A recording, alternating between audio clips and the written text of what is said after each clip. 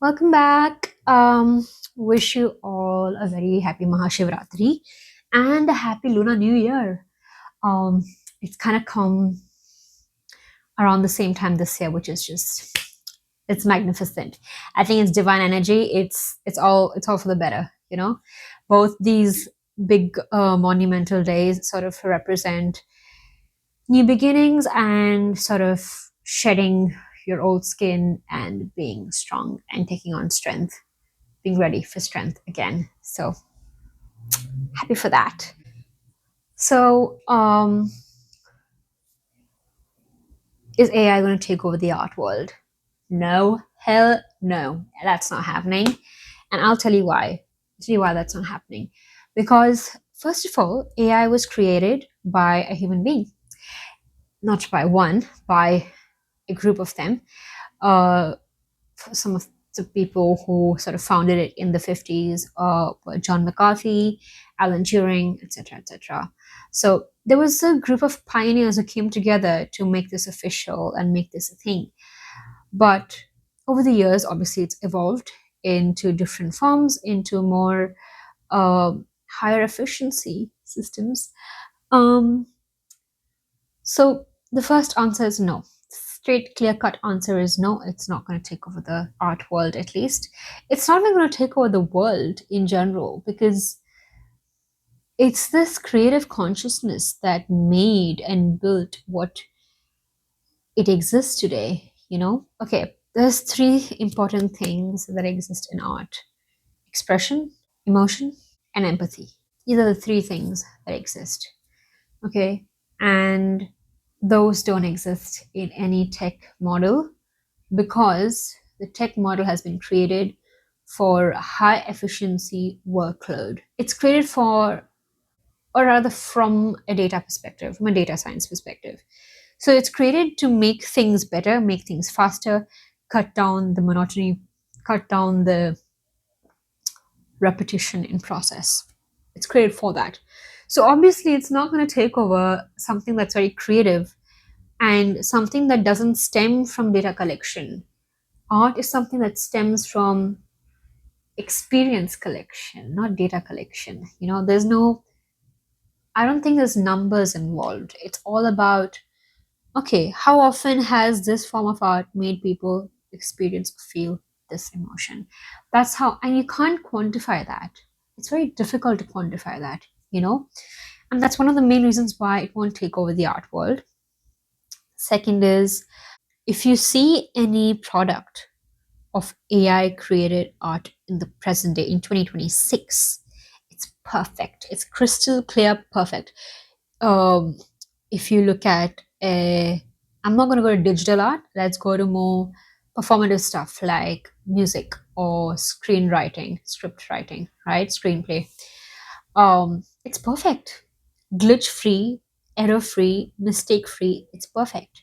It's it's the ideal product you would want as an artist. But if you compare it to something human created content has so many flaws in it, so many flaws, and those flaws make it what it is.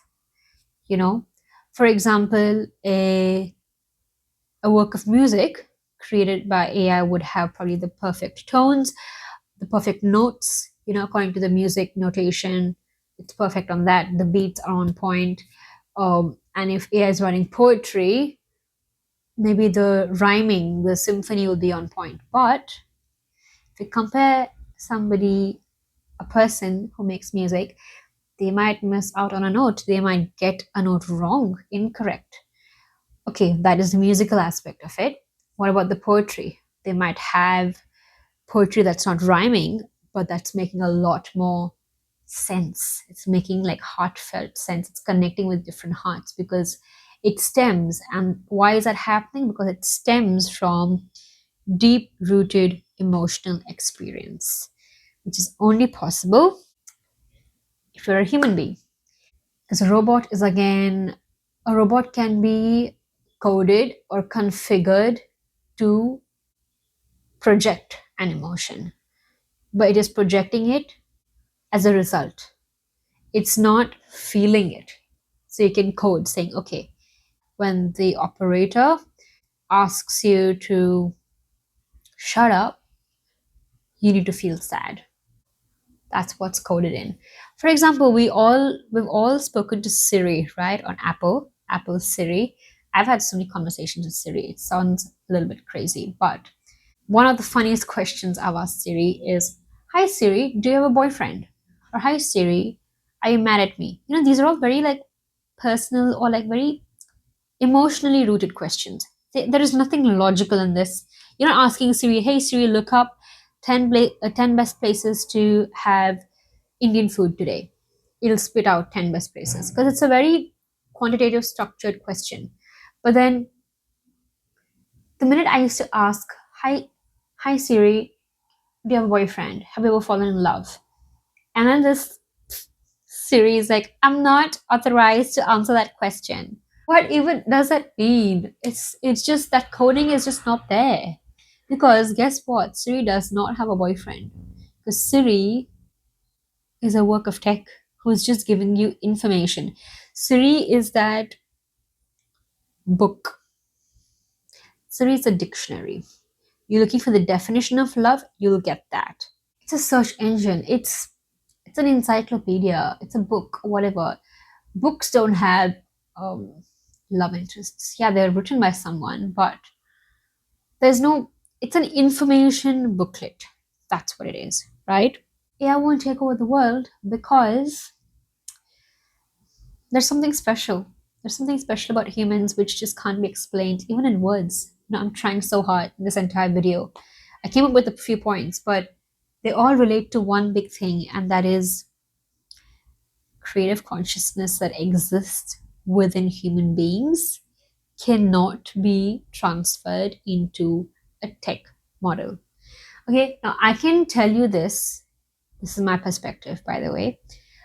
I have had basic education in coding when I was 13, 14 years old. So that was in high school because I had to take up a computer science class. It was compulsory. So I'm really grateful that I was taught that because I have some basic knowledge, not as much as my peers or professionals out there, but I have some basic knowledge. And when I learned to write the HTML code, basic HTML code, and I, the thing about that is there's a reason, like if there's an error in your coding, you, you're not lost for an answer. The answer is right there. You forgot to put a bracket, or you forgot to put a character in place, or you added an extra character accidentally, and that's why there's an error. It's clear cut. It's binary. It's either this or it's that. It's black or white. It's ones and zeros. It's clear. So any errors you make, there's a reason why there's an error there. There's no gray area in coding. And that probably applies to the tech world as well, because that's the baseline, right? That's the foundation. So there's no gray area in AI. The prompt or the result is either this, or if it's not option one, it's option two.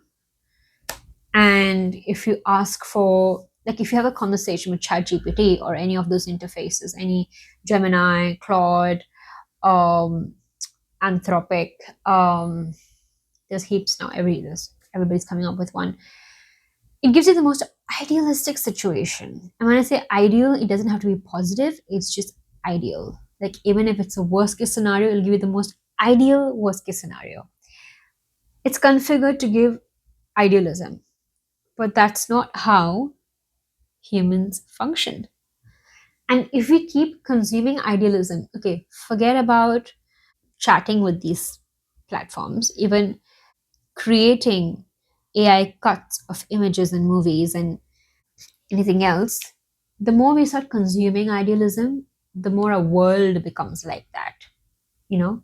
And then we become less tolerant to nuances, less tolerant to mistakes, less tolerant to glitches in the way we behave with each other, less tolerant to what information is being given out by people because, hey, that doesn't look accurate, so it might not be accurate.